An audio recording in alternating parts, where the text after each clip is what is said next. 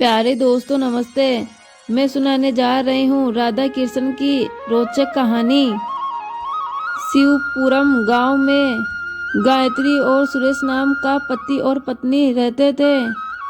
वो दोनों लड्डू गोपाल के बहुत बड़े भगत थे। वो दिन रात लड्डू गोपाल का नाम ही गुनगुनाते रहते थे। उनकी शादी को 3 साल हो गए, लेकिन उनके कोई औलाद नहीं थी। सुरेश गांव के जमींदारों की खेती में काम किया करता था।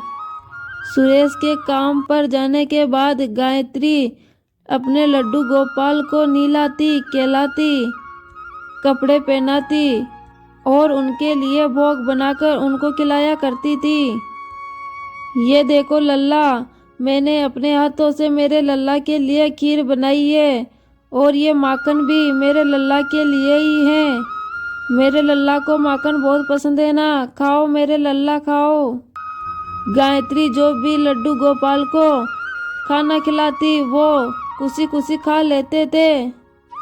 गायत्री कहती, लड्डू गोपाल जी अब सचमुच में मेरी सुनी गोद को भर दो ना, मेरी गोद में आप लड्डू गोपाल बनकर आ जाओ ना, और समाज जो मुझ पर भांज का कलंक लगाते हैं आप आकर उसे हटा दो ना प्रभु। शाम को सुरेश काम से लौट आता है। ये लो गायत्री, कल हमारे लड्डू गोपाल को इन लड्डुओं का भोग लगा देना, इन्हें ये लड्डू बहुत पसंद है ना। उन दोनों की भक्ति देखकर कृष्ण कन्हैया ने उन्हें आशीर्वाद दिया, और ठीक 9 महीने बाद गायत्री ने एक सुंदर बेटे को जन्म दिया। दोनों ने उसका नाम कान्हा रखा। अब गायत्री और सुरेश और ज़्यादा लड्डू गोपाल का ध्यान रखने लगे, और साथ ही अपने बेटे कान्हा पर भी खूब ध्यान देते थे। धीरे धीरे कान्हा 6 साल का हुआ, और कान्हा देखता है कि उनके माता पिता लड्डू गोपाल की खूब सेवा पूजा करते हैं। एक दिन कन्हैया ने अपनी माँ से पूछा, माँ ये कौन है जो आप इनकी इतनी सेवा पूजा करती हो? गायत्री अपने बेटे की बात सुनकर बोली, बेटा ये तेरा बड़ा भाई है, जैसे तू मेरा बेटा है वैसे ही ये मेरा बेटा है। तो क्या माँ मैं अपने भाई के साथ खेल सकता हूँ? हाँ बेटा जरूर खेल सकते हो। अब कान्हा हर वक्त लड्डू गोपाल के साथ खेलता और उन्हें अपने साथ ही सुलाया करता था। कुछ दिनों बाद सुरेश ने कान्हा का एडमिशन एक स्कूल में करवा दिया। कान्हा बोला, पापा मैं लड्डू गोपाल को भी अपने साथ लेके जा रहा हूँ, ये भी तो पढ़ाई करेंगे। सुरेश बोला, नहीं बेटा, ये पहले से ही बहुत ज्ञानी और बुद्धि वाले हैं।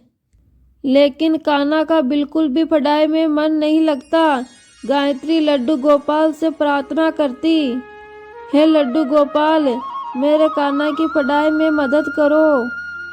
फिर एक दिन लड्डू गोपाल जी राधा के साथ एक लड़के और लड़की का भेष बदलकर कान्हा से मिले, और कान्हा से बोले, मेरा भी पढ़ने का बहुत मन करता है, क्या तुम हम दोनों को भी अपने साथ स्कूल ले चलोगे?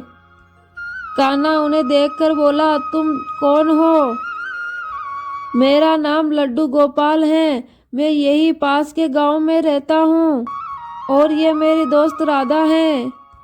कान्हा बोला, मैं तुम्हें मेरे साथ स्कूल तो नहीं ले जा सकता, लेकिन मेरा पढ़ाई में मन नहीं लगता, क्या तुम दोनों मेरी जगह स्कूल जा पाओगे? लड्डू गोपाल बोला, ठीक है, लेकिन ये बात किसी को पता नहीं चलनी चाहिए। गोपाल ने चुटकी बजाते ही स्कूल की ड्रेस का रूप ले लिया और कान्हा का बैग अपने पास ले लिया। लड्डू गोपाल स्कूल चल दिए, और साथ ही राधा भी लड्डू गोपाल के साथ स्कूल चल पड़ी। सारा दिन लड्डू गोपाल और राधा ने खूब पढ़ाई की। लंच के समय ये दोनों लंच करते और दूसरे बच्चों के साथ खेलते, और दूसरों बच्चों के साथ उनकी पढ़ाई में भी खूब मदद करते। शाम को जब दोनों स्कूल से पढ़कर लौटे तो उन्होंने कान्हा को बहुत ही अच्छे तरीके से उस पढ़ाई के बारे में समझाया और कान्हा को सब कुछ अच्छे से समझ आ गया। ऐसा सिलसिला रोज चलता रहा।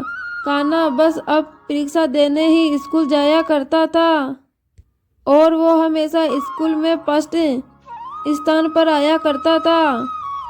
कान्हा अब बड़ा हो गया। उसकी पढ़ाई की लगन देखकर उसके माता पिता ने उसे आगे की पढ़ाई के लिए शहर भेज दिया।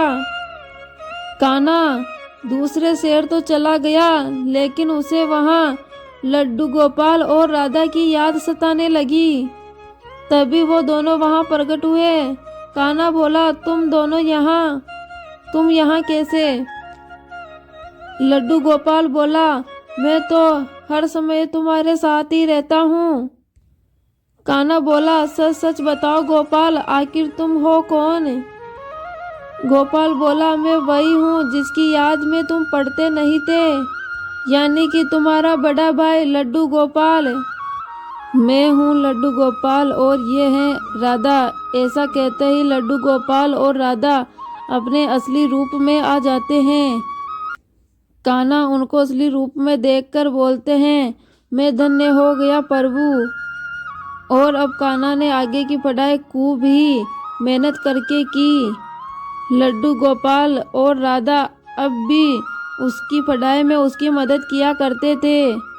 कान्हा को अब अच्छी कंपनी में ऊंची पोस्ट मिल गई और कान्हा के माता पिता भी अब खुशी खुशी अपना जीवन जीने लगे।